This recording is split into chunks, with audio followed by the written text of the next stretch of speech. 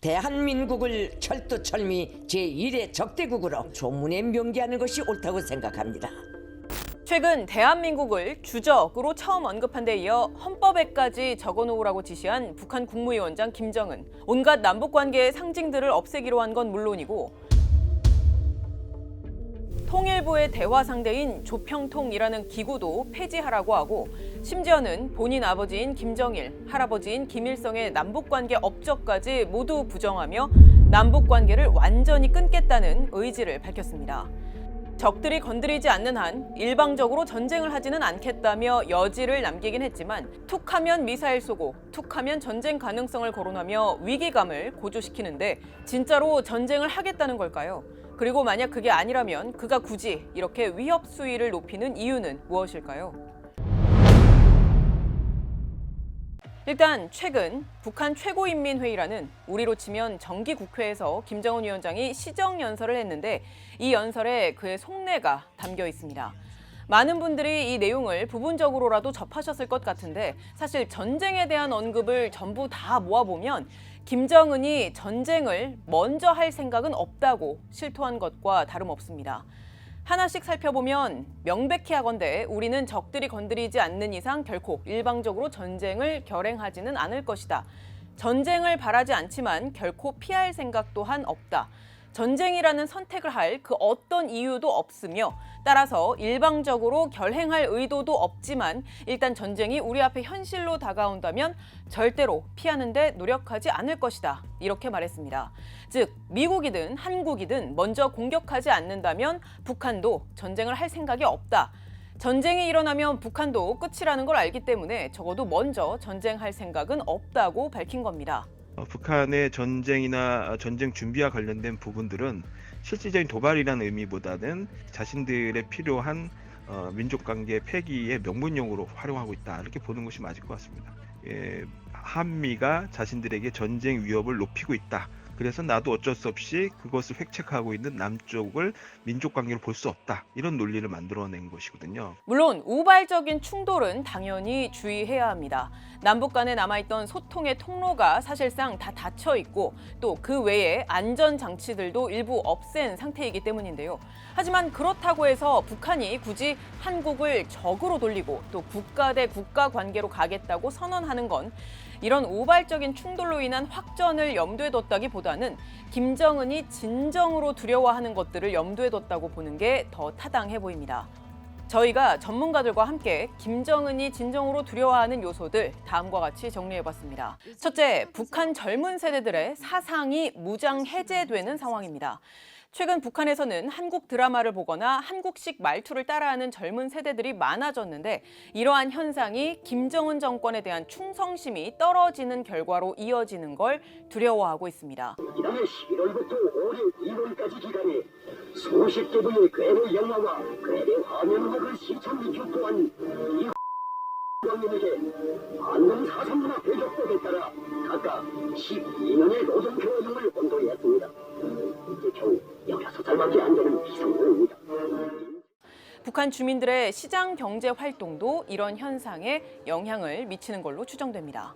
시장과 같이 좀 자유롭게 거래가 되는 분위기가 생기면 일정하게 좀 사람들 생각이나 사고방식이 이완될 수밖에 없는 부분이 생기거든요. 그래서 북한은 21세기에 이런 법이 어떻게 만들어지나 싶을 정도의 법들을 만들어 왔는데 대표적인 게 반동사상 문화 배격법과 평양 문화어 보호법입니다. 반동사상 문화 배격법은 한국, 미국, 일본 등의 영화나 노래, 그림 등을 보거나 또 듣고 보관을 하거나 유입, 유포하는 행위를 한 사람들을 강도 높게 처벌하는 법입니다. 영화나 그림을 본 것만으로도 5년 이상 10년 이하의 노동교화형, 말하자면 10년 가까이 강제로 구금이 된 상태에서 노동을 하게 되고 만약 이런 것들을 북한에 직접 들여오거나 다른 사람들에게 유포를 하면 심하면 사형에 처하게 됩니다.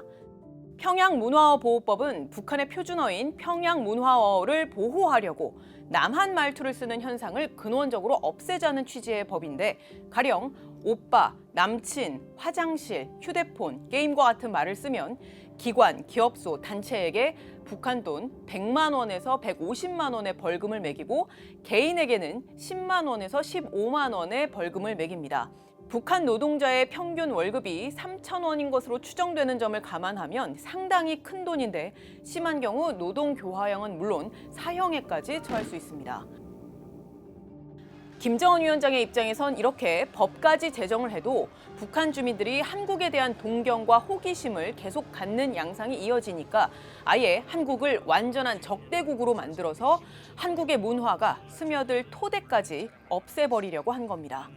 그런 이제 제가 지금 최근에 나온 탈북자들을 계속 만나고 있어요. 주민들이 지금의 어려움을 탈출할 수 있는 어떤 방식 중에 하나가 통일이고 그게 또 남한과의 어떤 교류 협력이라는 그런 그 기대가 남아 있는 게 있어요, 여전히. 그러니까 남한과의 철저한 이런 단절을 우선 마련하고 그 토대 위에서 국가 안정과 인민생활 개선을 위한 경제 발전에 집중시키자. 김정은이 두려워하는 두 번째는 오랜 제재로 딱히 출구가 보이지 않는 경제 상황으로 인한 민심 이반입니다. 지금 보시는 건 한국은행이 추정한 한국과 북한의 경제 성장률인데 빨간색이 북한, 파란색이 한국입니다. 빨간색 북한 GDP를 보시면 국제사회의 강도 높은 제재가 이루어진 2016년, 2017년 이후 약간의 오르내림이 있긴 하지만 전반적으로 좋지 않은 상황이 이어지는 걸 볼 수 있습니다. 2022년 8월 이후로는 무역도 그리고 이제 전반적인 경제 상황도 여전히 안 좋은 상황인데 최근 한 1, 2년 동안은 그래도 최악의 상황은 벗어난 그 정도라고 말씀드릴 수 있습니다. 이런 상황 인식에 따라서 김정은이 경제 발전이나 인민 생활 개선에 주력하는 모습인데 이런 모습은 연설문의 분량과 내용 자체에서도 고스란히 드러납니다. 시정연설 전체 분량은 글자 크기를 10으로 했을 때 A4 용지 약 17페이지 정도 되는데 전쟁 관련 언급은 5페이지 분량인데 반해서 경제 발전과 인민 생활 개선 내용은 나머지 대부분을 차지합니다. 김정은 위원장 본인의 표현만 봐도 얼마나 심각한 수준인지 알 수 있습니다. 지방 경제가 한심한 상태이고 공장다운 지방 공장이 하나도 없는데 간부들은 뜨뜻미지근한 말이나 계속하고 있고 또 속수무책으로 앉아있다라고 했습니다. 그래서 경제를 살리기 위한 대책을 중요한 국책으로 추진하면 지방 인민들도 좋아하고 신심을 가질 것이다 라고 했는데 그 말인즉슨 현재 그가 이렇게 신경을 쓸 만큼 북한 주민들의 불만이 크다는 방증으로 볼 수 있습니다. 그 살림집이 좀 증가하고 있는 게 보이고 그런 이제 소비품들 생산을 좀 더 안정화시키는데 좀 방점을 찍어서 사람들이 좀 그런 거에 체감할 수 있게 해주는 게 과거하고 좀 달라진 모습이라고 볼 수 있고 그 민심의 동향이라고 하는 것들에 대해서 좀 더 예의주시한다고 하는 좀 느낌들은 들고 그러한 논의나 발언들이 상당히 많아지고 있는 건 좀 사실인 것 같습니다. 김정은 위원장이 두려워하는 다른 요인들도 많습니다. 한국 정부가 한미일 협력을 강화해서 북한을 군사적으로도 압박하는 상황을 두려워하는 건 물론이고 미국의 무관심 전략으로 북한과 미국의 대화가 아예 이루어지지 않는 상황 그리고 설령 미국이 북한과의 대화에 응한다고 해도 보수든 진보든 한국 정부가 중간에서 개입하는 상황도 포함됩니다. 그래서 최근 김정은 위원장이 내놓은 일련의 도발과 강도 높은 메시지는 결국 이러한 두려움을 바탕으로 미국을 향해서 우리 좀 협상장에서 만납시다. 단 한국은 빼고 라는 메시지를 던진 것으로 정리할 수 있습니다. 그렇기 때문에 우리가 북한의 의도에 말려들지 않으려면 우발적 충돌 가능성을 줄이기 위해서라도 확고한 대비태세를 갖추는 건 물론 우발적 충돌의 빌미를 주지 않는 게 중요합니다. 북한이 대화로 나올 수 있는 일말의 여지를 남겨두는 방법도 고민해야 합니다.